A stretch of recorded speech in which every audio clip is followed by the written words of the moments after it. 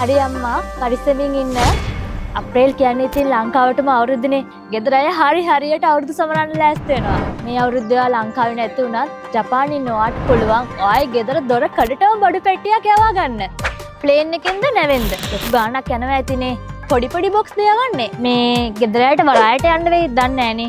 ඔටෙක් export ළඟ මෙහෙම ප්‍රශ්නයකටම උත්තර තියෙනවා. ප්‍රමාණ 3 කාඩ්බෝඩ් බොක්ස් වලින් ගෙදරටම බඩු ටික යවා ගන්න ඔයා කතා කරන්න ඕනේ ඔටෙක් එකට. ඔටෙක් එකේ සුහදශීලී සේවාව නිසා ඒ ටී-සෙට් වැඩේ වෙන්නේ කොහොමද කියලා දැනගන්න එයාලගෙන් පුළුවන්. මතකයිනේ මේක ඩෝර් ටු ඩෝර් සර්විස් එක. ජපානයේ අය ගෙදරින්ම ගන්න බඩු ටික ලංකාවේ යට යවා ගන්න ඕන හරිම තැනට හරිම වෙලාවට. ඔටෙක් එක්ස්පෝර්ට් හරහා යවා ගන්න පුළුවන්. විශ්වාසවන්ත සුරක්ෂිත හැමෝටම පහසු සේවාව නිසා ලංකාවේ ඉන්න වගේ පවුලේ සතුටි සතුටි. ඔයාගෙන් බඩු ටික ගත්ත මොහොතේ ඉඳන් shipping එකට රෙඩි කරලා ලංකාවට යවලා ඔයා කියපු තැනට බඩු ටික බාර දෙන්නක සම්පූර්ණ වගකීම ඔටෙක් එක ගන්නවා. ඉතින් මේ වගේ විශ්වාසවන්තේ ජපානයේ ඉද්දි ලංකාවට බඩු යවන එක හරිම ලේසියි.